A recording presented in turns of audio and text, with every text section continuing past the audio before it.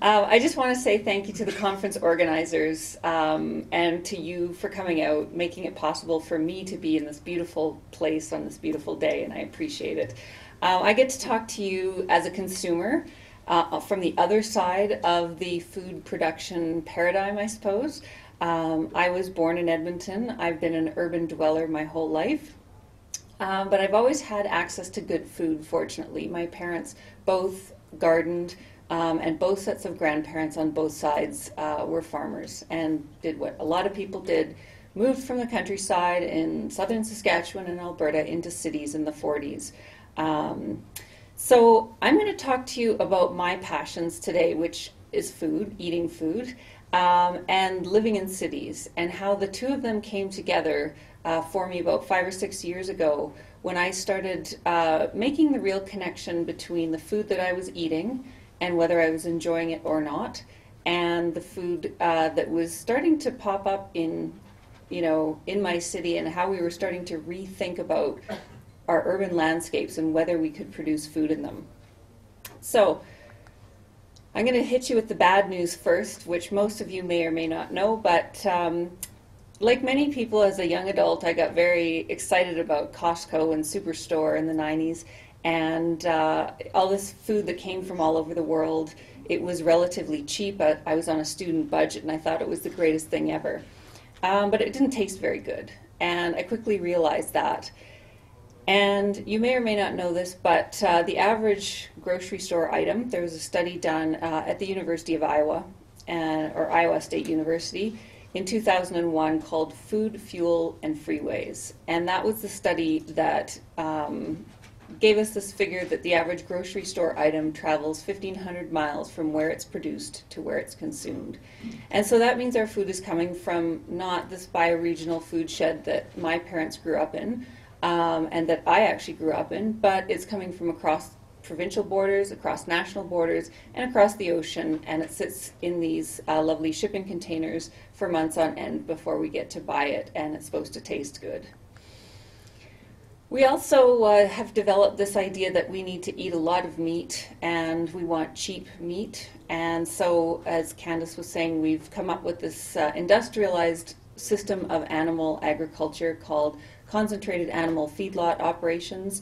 And there are some real issues, environmental and ethical, and even just health issues that arise around these CAFOs. The FDA in the US wanted to find out where all the antibiotics that were being produced in the US were going, and so they did a study that came out in 2010. And they found that 70% of antibiotics produced in the US were actually going into concentrated animal feedlot operations. So, these super bugs that we're developing, and we feel bad for going to the doctor to get antibiotics when we have a bad cold, that's not the problem. Also, we've become accustomed to shopping in not grocery stores anymore that have nothing appealing food-wise. These are shipping warehouse terminals, and they're not even disguised as anything else. This is Costco. I mean, it's a warehouse terminal. And this food that we are being asked to purchase they're these funky combinations of salt, fat, and sugar that get recombinated into different food products, and they're not very interesting. They're certainly not nutritious, and so food companies have to spend millions of dollars a year on advertising and packaging just to get us to buy them. And this is my personal pet peeve. As a city dweller and as a food consumer, I call myself a co-producer in the slow food style of things, but there was one person that I had contact with as an urban dweller in my food system. Sadly enough, I didn't see the rancher, the fisherman, or the farmer, or the gardener, but I would see a human teller at the checkout point. Now we're being asked to scan our groceries and bag them ourselves, put them in the bagging area, as they like to tell us, and we're not even getting a discount for it, and we're losing jobs in our community. And this is the point we've reached, that we've completely dehumanized the food chain. Now, something we don't often think about in our food system, but everybody who's involved in urban planning can talk your ear off about this, is the fact that we produce an industrial-sized garbage problem in our communities. And a lot of this has to do with our food system. You can't ship food from 1,500 miles away without a tremendous amount of packaging. Also, the industrial food system, we throw out or we waste 50% of the food that actually is produced by the time it gets here. If you want to read a good book, Jonathan Bloom wrote a book called American Wasteland, How the U.S. Throws Out Half of Its Food. So we don't pay for this when we're buying our cheap food at the grocery store, but we pay for it through our taxes, and it's something that really should be connected with our food system. So when I was researching my book, I'm a food writer, and I got really interested in, the food situation in my city. I started to look around, and I know that most city dwellers, myself included, we get most of our groceries through a supermarket. And in the UK, they did a very interesting study. They were very scared by a rolling strike by the truck drivers in 2000 that were effectively just cutting off cities, city by city, with fuel and food in 2000. And the big grocery chains like Tesco and Safeway were finding that after 3 days, the grocery shelves were going bare. And so the UK Countryside Agency, which was tasked with looking into this, did a very long study. It came out in 2007. And it was called 9 Meals from Anarchy. Essentially, every modern city, because of these just-in-time delivery systems that grocery stores use, because it just is too expensive to hold inventory, and the food comes from far too far away, we have about a 3-day food supply in any city. And so when you start to think about that, you realize how food insecure cities are in this industrial food system. That's the trade-off for cheap food that doesn't go bad, oddly enough. But as Candace was telling you, we tend to build cities on good farmland. There's one reason that Edmonton exists where it is. It's called river soils. It is beautiful farmland in the Edmonton downtown area. This is actually downtown Edmonton, 1902, before Alberta was a province. This is market gardener Donald Ross, his vegetable cart in the fall. And, people say you can't grow food in cities. I like to show them this and say he didn't even have Miracle Grow or anything at his disposal. My grandmothers both had this book. Does anyone recognize this? Yeah, Victory Backyard Gardens. It was like standard issue to every housewife or every household in the 40s. In the 1940s, well, starting in World War I and the Depression, and in the 40s, Second World War, when times get tough, people start growing food closer to home. They start to realize that they need to be more self-sufficient than they are. So in 1940, the Edmonton Horticultural Society, which actually was the body that administered the community garden plots, they were called vacant garden plots, for people wanting to grow food in an urban environment.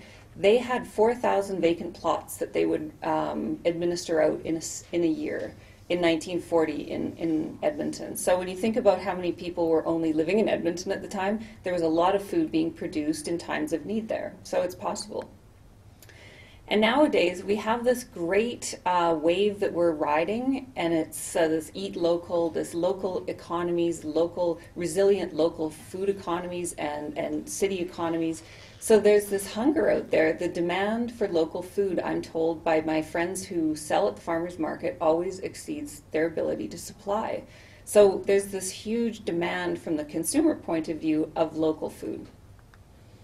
And also people are just really getting detached from their digital devices, and they want to get their hands in the dirt again.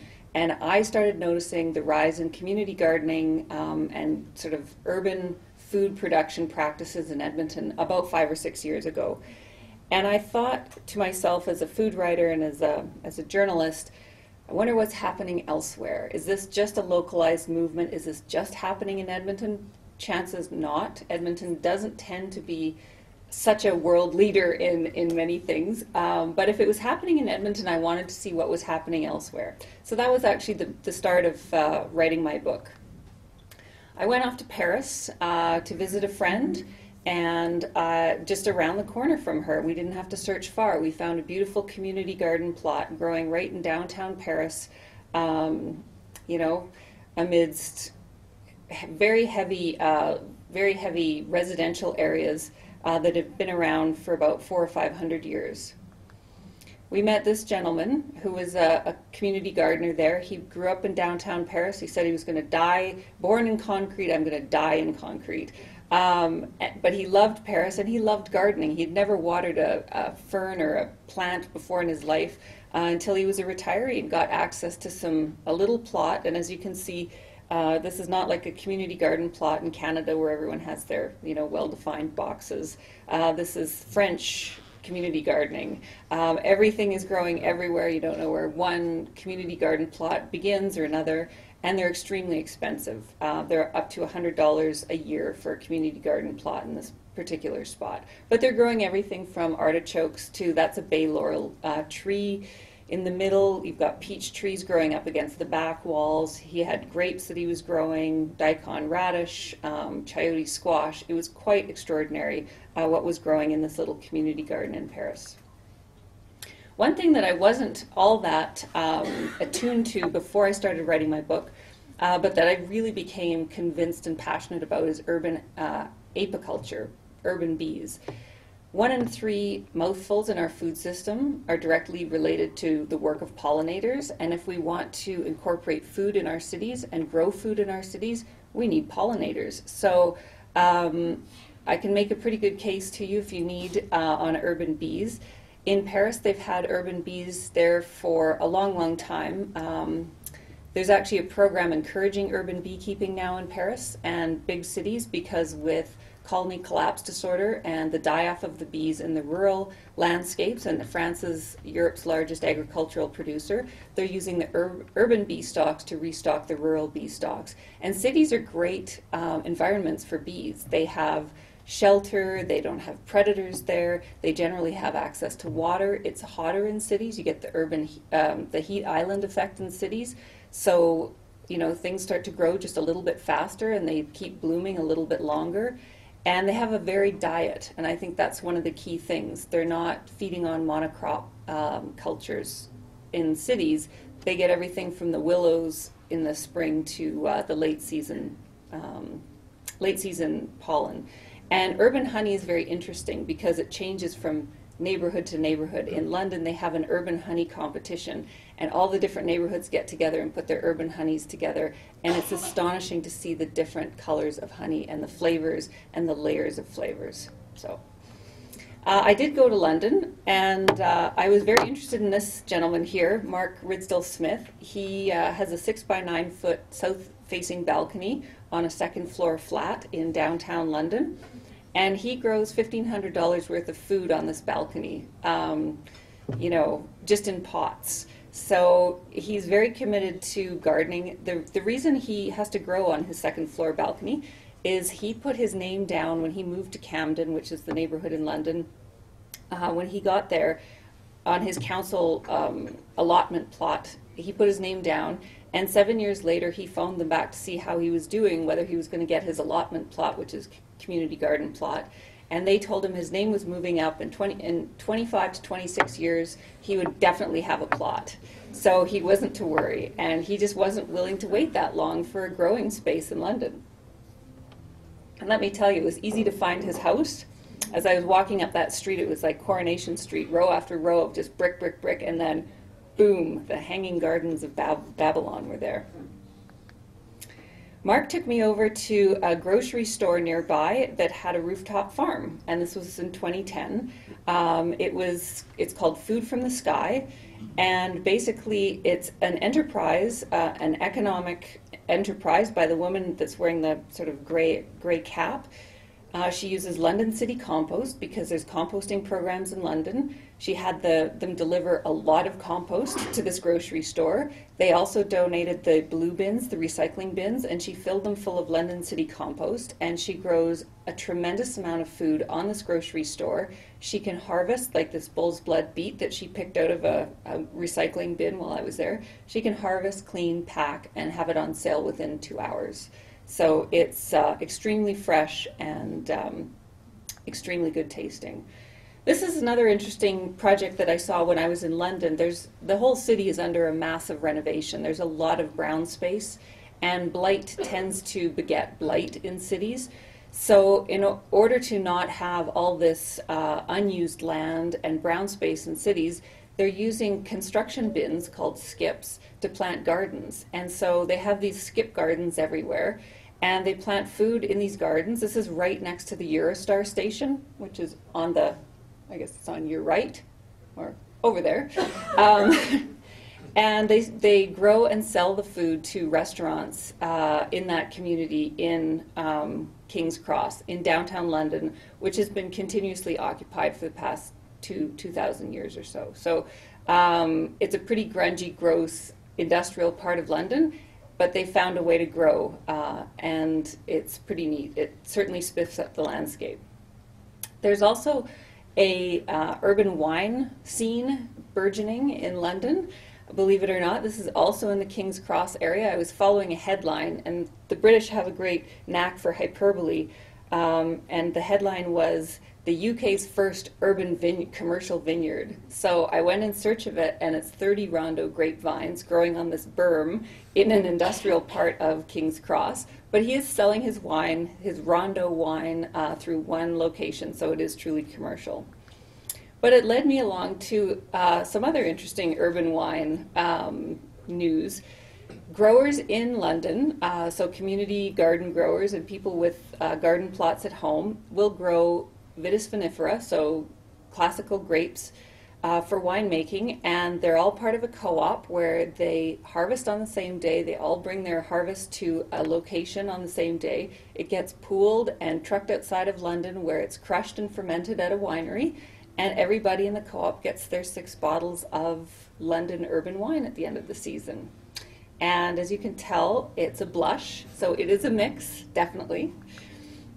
I went to Vancouver because Vancouver is one of the greenest cities that I've ever been to, and I wanted to find out what they're doing in Vancouver that is so extraordinary. Turns out it has a lot to do with taxes, municipal taxes.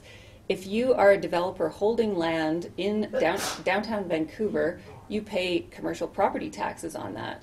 But if you lend it or turn it over temporarily to a group that wants to do an urban farm, then you pay agricultural taxes on it. So it drops your tax rate hugely. And so that's why you're seeing all these urban farms popping up in Vancouver.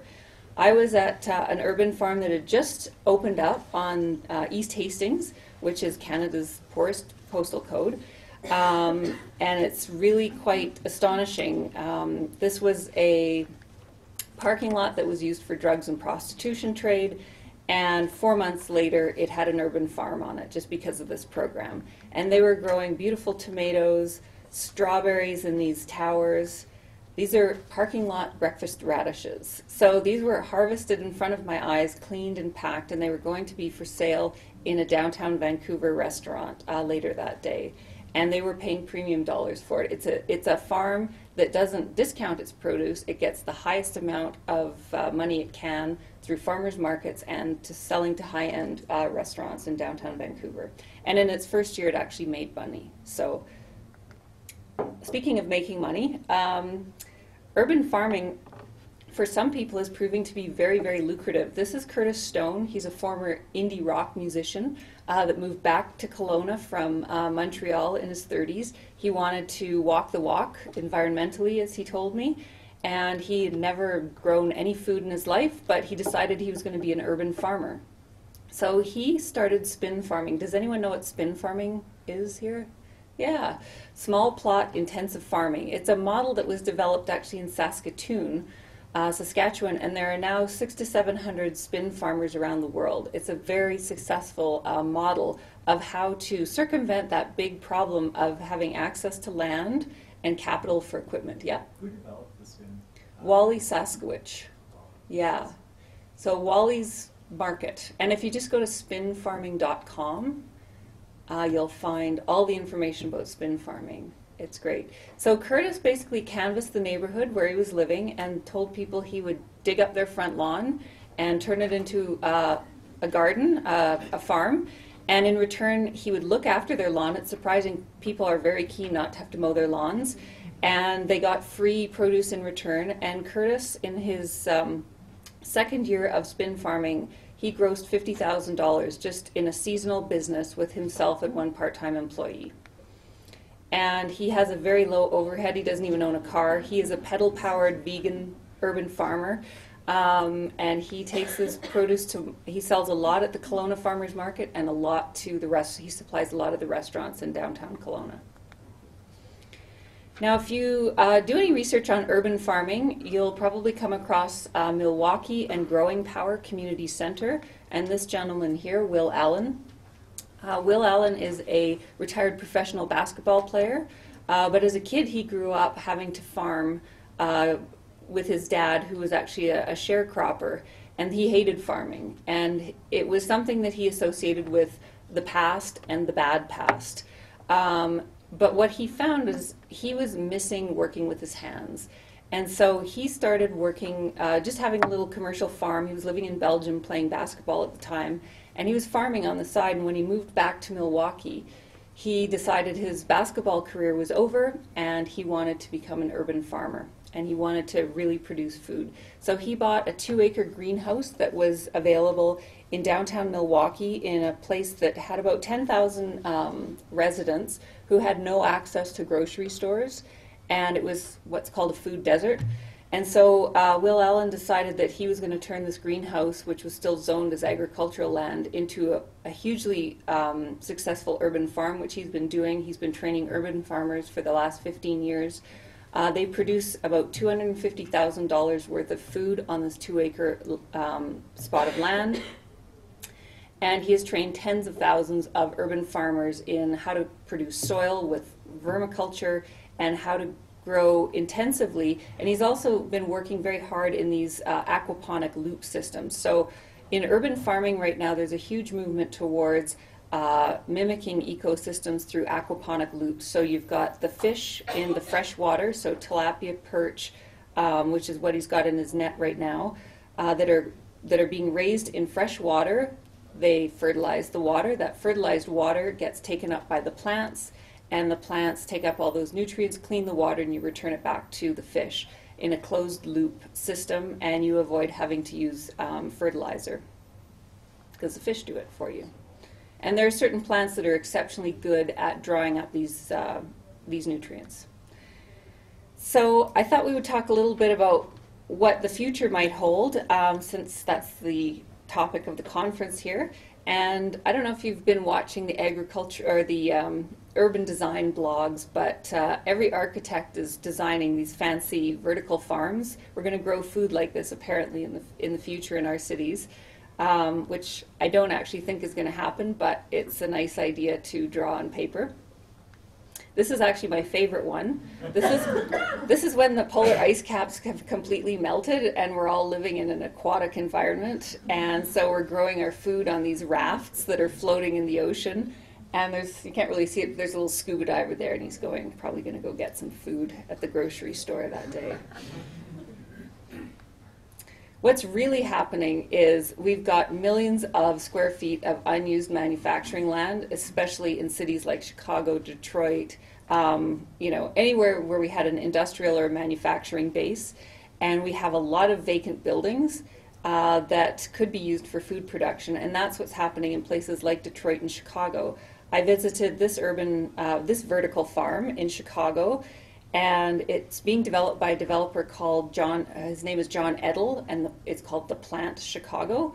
It was a former meat packing plant in the back of the yards, Chicago stockyards area, so it was already built for food production. It had a lot of advantages that way, but he's completely revolutionized the inside of it, or renovated the inside of it. Again, he's got the tilapia tanks in the back. So this is in the basement, I should let you know. So there are fish in these tilapia tanks, and the water gets cycled through to these floating rafts, which are just styrofoam rafts with little plugs of coconut husk that provide the structure for the plant roots to dangle down into the water, draw up the nutrients, and you can grow beautiful vegetables in a completely sealed off environment. There's no sunlight obviously getting in, and that's actually an advantage to a vertical farm, unlike these glass towers that people are thinking of building, because you can create daytime at night when you can draw from the power grid when it's a fraction of the price, and then you can create nighttime for the plants during the day, and you don't spend all your money heating and cooling, which is usually what happens when you have a lot of glass and greenhouse technology. So I went to Cuba. I end my book in Cuba. I actually went there in 2007 for the first time, but I went back in 2010 for an urban agriculture conference. And how many people here have been to Cuba? Have you seen the organoponicos, the urban farms that they have in Cuba? They're not in the resort areas, that's for sure.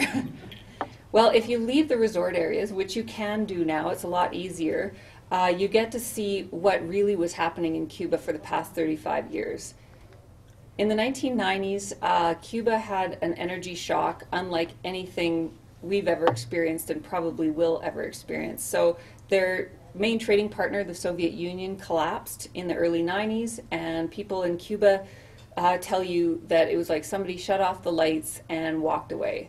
When there was no more fuel at the gas stations, there was no more coming. The food imports stopped overnight. They had no trading partners. They couldn't sell their one commodity, which was sugar cane, so sugar, and they were selling it at above world prices to the Soviet Union in return for other products. So really they had a commodity that they were producing it at a high price that they couldn't actually sell and recuperate from. 11 million people in Cuba at the time, and the average Cuban lost 30 pounds that first year. So that was a food crisis that they were experiencing, and they were completely isolated as an island, politically and everything else. What they needed to do was, they were a highly urbanized place, so the people were in cities, that's where the people needed to eat. They moved all the farming into cities. So parking lots, schoolyards, rooftops, everything was used to produce food. And at the height of it, Havana was actually producing 90% of its fresh food. So they're actually producing a tremendous amount of food. And I've been told, and I can gather this, that it's not easy to grow in the tropics. You get a hurricane about once a year, it leaches out all the nutrients from your soil, and you get too much sun year-round. But they've figured out some systems, and they're growing beautiful food that is organic. It's not you don't need to refrigerate it. It's right in the cities. What happens is you are walking past your organoponico like we would walk past our liquor store or convenience store that we have here, or a grocery store. You stop in, you see what's available that day, and it's all very reasonable because there's another organoponico just down the road that will sell it to you for cheaper or if it's a better quality. And that's how you get your food. You take it home that night, you cook it, you eat it. There's no refrigeration, no preservation. It's actually a lot quicker than having to drive all the way to the grocery store and turn your oven on and heat something from frozen. So just as I was finishing my book, was actually in late 2010, finishing writing my book, and there was a lot happening that was really, really exciting. This in particular, Lufa Farms, which is a rooftop greenhouse farm that's 31,000 square feet. It's a retrofit on an old office building, which is actually on a former farm site in Montreal, in East Montreal. And they're growing 25 different crops in this greenhouse on top of this building. They're reducing the heating and cooling costs of the building below it because they're the buffer between the elements. And they're fully subscribed as a community-supported agriculture system. So 1,000 Montrealers get a box of fresh food per week throughout the year that's organic and nutritious, and it's been there. It was picked the day before. Now, after I finished writing the book, I got to go up to Yellowknife. So this is a community garden in Yellowknife in September 9th. So they hadn't had frost yet. And if people in Edmonton complain that you can't grow food because the climate's not good, I just show them this picture. So this is on the Canadian Shield where there's no soil, so they have to bring it in from Hay River and other places like that. But the gardens I saw in Yellowknife blew my mind. They were growing quinoa, they were growing flax, they were growing romesco broccoli, they were growing the coolest tomatoes and all sorts of stuff up in Yellowknife. And so if they can do it up there, so can we. Anyways, the point is, I spent about 4 years going to 5 different countries, about 12 different cities, to look at urban agriculture projects. That's just a short sample of what I experienced. But we're rethinking how we design our cities. We're starting to think about putting food production in our cities. I think it's a good thing when people start to walk by a garden and they get to know food. They're a lot more respectful of farmers who actually do this for a living. They're willing to pay more for their food, and that's something that we really need to be doing. And also they develop taste memories, and they actually know what fresh food, when it's ripe, tastes like.